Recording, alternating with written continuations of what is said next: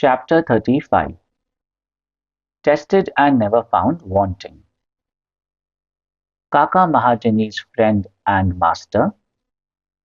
Bandra insomnia case. Bala Patil Newaskar. This chapter also continues with the subject of the importance and effectiveness of the Udi. It also gives two cases in which Baba was tested and not found wanting. These cases will be taken up first. Preliminary. In spiritual matters or endeavors, sectarianism is the greatest bar to our progress. Those who believe that God is without form are heard saying that to believe that God is with the form is an illusion, and that the saints are only human beings. Then why should they bow down their heads before them and offer dakshina? Persons belonging to other sects will also raise objections and say, why should they bow and offer allegiance to other saints, leaving their own gurus? Similar objections regarding Sai Baba were heard before and even now. Some said that when they went to Shri, Baba asked for dakshina from them. Is it good that saints should collect money in this fashion? If they do so, where is their sainthood? But there are many instances where men went to Shri to scoff but remained there to pray. Two such instances are given below. Kaka Mahajani's friend. A friend of Kaka Mahajani was a worshipper of Nirgun, God without form, and was averse to idolatry. Out of curiosity, he agreed to go to Shirdi with Kaka Mahajani on two conditions, viz., that he would neither bow down to Baba nor pay him any dakshina.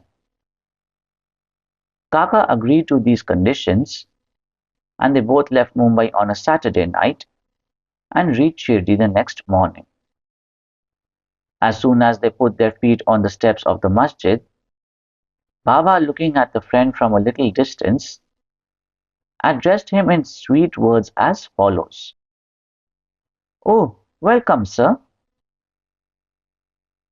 The tone in which he uttered these words was a very peculiar one. It exactly resembled the tone of the friend's father.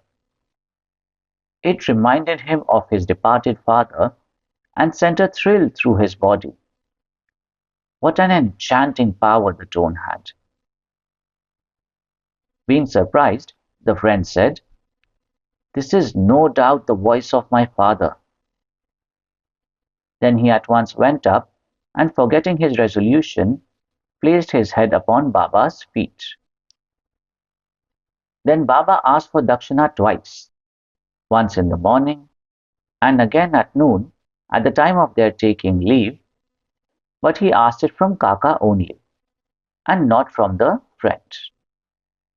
The latter whispered to Kaka, "Baba asked for dakshina from you twice. I am with you. Why does he ignore me?" "You ask Baba yourself," was Kaka's reply. Baba asked Kaka what his friend was whispering. Then the friend asked Baba himself whether he should pay any dakshina. Baba replied, "You had no mind to pay, so you were not asked. But if you want to pay, now you may pay."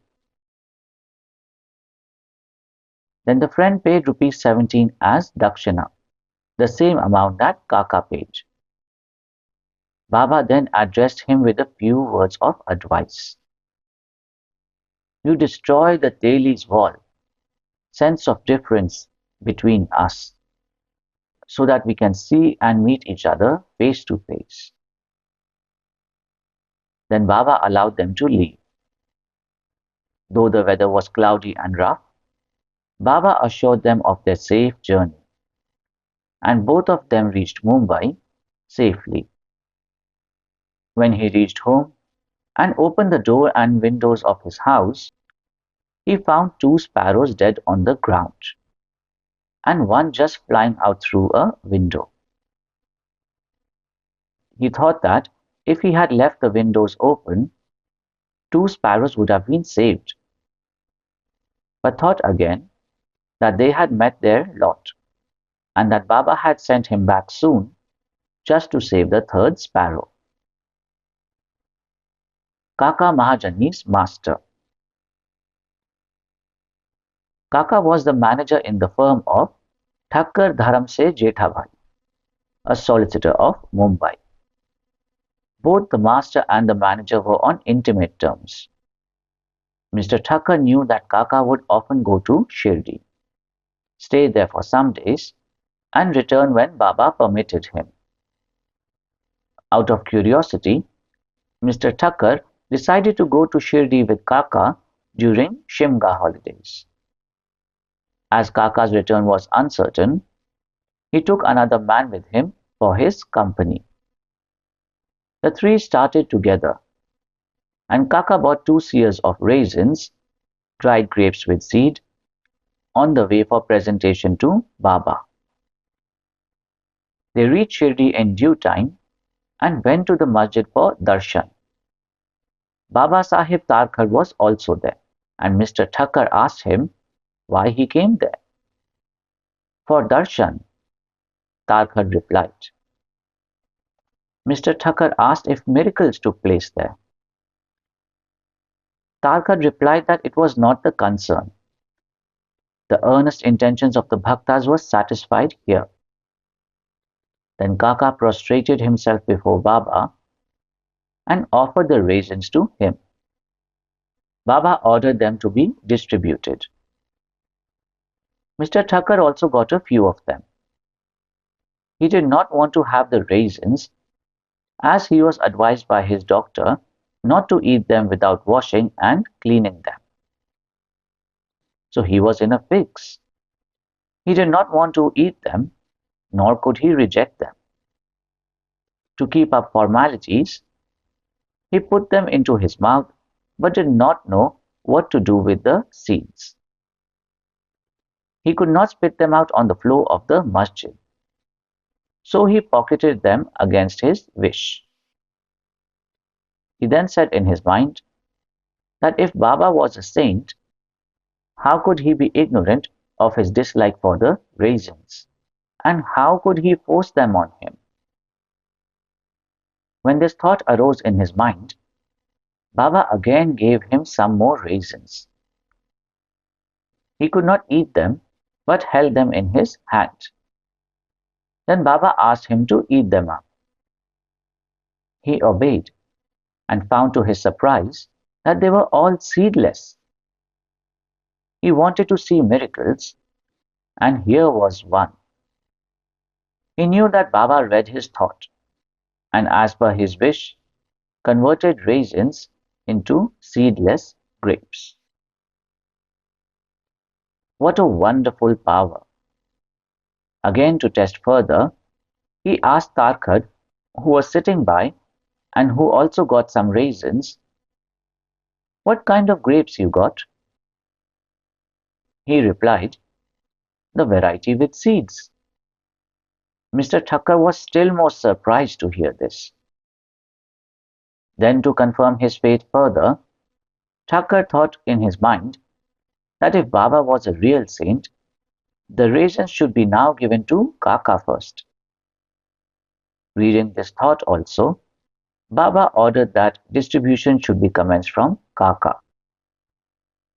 These proofs were sufficient for Thakkar. Then Shama introduced Mr. Thakkar as the master of Kaka, upon which Baba said, "How could he be his master? He has got a different master altogether." Kaka appreciated this reply. After forgetting his resolve, Thakkar saluted Baba and returned to the Vara. After the noon aarti was over, they all went to the masjid for taking Baba's leave for their departure. Shama spoke for them Baba then spoke as follows. There was a fickle-minded gentleman. He had health and wealth, and was free from both physical and mental afflictions. But he took on needless anxieties and burdens, and wandered hither and thither, thus losing his peace of mind. Sometimes he dropped the burdens, and at other times carried them again. His mind knew no steadiness. On seeing his state, I took pity on him, and said, Now keep your faith on one place you like. Why roam like this? Thakur at once understood that this was an exact description of himself. He wished that Kaka should also return with him. But no one expected that Kaka would be allowed to leave Shirdi so soon. Baba read this thought also, and permitted Kaka to return with his master. Then Baba asked Kaka for rupees 15 as dakshina and received it. He said, If I take 1 rupee as dakshina from anybody, I have to return tenfold to him. I never take anything gratis. I never ask anyone indiscriminately. I only ask and take from him whom the fakir, my guru, points out. If anyone is indebted formally to the fakir, dakshina is received from him. The donor gives, that is, sows his seeds, only to reap a rich harvest in future. Wealth should be a means to work out dharma. If it is used for personal enjoyment, it is wasted. Unless you have given it before, you do not get it now. So the best way to receive is to give. The giving of dakshina advances vairagya, non-attachment, and thereby bhakti and jnana. Give one and receive tenfold. On hearing these words, Mr. Thakur himself gave rupees 15 in Baba's hand, forgetting his earlier resolve not to do so. He thought it was good that he came to Shirdi, as all his doubts were solved and he learned so much. Baba's skill in handling such cases was unique. Though he conducted all that, he was totally non-attached to them. Whether anybody saluted him or not, or whether anybody gave him dakshina or not, all was same to him. He felt no pleasure if he was worshipped, and felt no pain if he was disregarded. He had transcended the pairs of opposites, viz., pleasure and pain, etc. Insomnia case. A Kayas Prabhu gentleman of Bandra suffered from insomnia for long. As soon as he lay down for sleep, his departed father appeared to him in his dream, abused and scolded him severely. This disturbed his sleep and made him restless the whole night. Every night this went on, and the man did not know what to do. One day he consulted a devotee of Baba in this respect. He recommended the Udi as the only infallible remedy he knew. He gave him some of the Udi and asked him to apply a little on his forehead before going to bed and keep the Udi packet under his pillow. He tried this remedy and found to his great surprise and joy that he had a sound sleep, and there was no disturbance of any kind. He continued the remedy and always remembered Sai. Then he got a picture of Sai Baba, which he hung on the wall near his pillow, and started worshipping it daily. And on Thursdays, offered garland, naivedya, etc. Then he got well and forgot his trouble altogether. Balaji Patil Newaskar. This man was a great devotee of Baba. He rendered excellent and selfless service. Every day he swept and kept clean all the passages and streets in Shirdi through which Baba passed in his daily routine. After him, this work was done equally well by another devotee, Radha Krishna Mai, and after her by Abdullah. When Balaji reaped his corn every year, he brought the whole quantity and presented it to Baba. He returned with what Baba gave him back and maintained himself and his family with it. The course was followed by him for many years, and after him by his son also. Power and efficacy of Udi. Once it happened that on Balaji's death anniversary, a certain number of guests were invited and the dinner was prepared for them. But at dinner time, it was found that thrice the number of people invited turned up. Mrs. Newaskar was in a fix. She thought that the food would not suffice for the people assembled, and if it fell short, the honor of the family would be at stake. Her mother-in-law comforted her by saying, "Don't be afraid. It is not ours but Sai's food. Cover every vessel with cloth, putting some udi in it, and serve from the same without opening it. Sai will save us from ignominy." She did as she was advised, and it was found to their surprise and joy that not only did the food suffice for all, but plenty of it remained after serving. As one feels intently, so he realizes accordingly, was proved in this case. Sai appearing as serpent. Once Raghu Patil of Shirdi went to Balaji Patil at Nivase.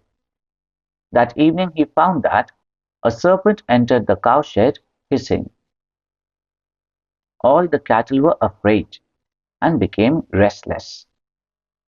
The inmates of the house were frightened, but Balaji thought it was Sai, who appeared in his house as a serpent. Without being afraid in the least, he brought a cup of milk and placing it before the serpent, said, "Baba, why do you hiss like this? Do you want to frighten us? Take this cup of milk and drink it with a calm mind." Saying this, he sat down close by. The other members were frightened and did not know what to do. In a short time, the serpent disappeared of its own, and nobody knew where it went. It was not found, though a thorough search was made in the cowshed. Balaji had two wives and some children. They sometimes went to Shirdi from Nivase for taking Baba's darshan. Then Baba bought saris and other clothes which were given to them with his blessings. Bow to Shri Sai. Peace be to all. Mohanji loves you.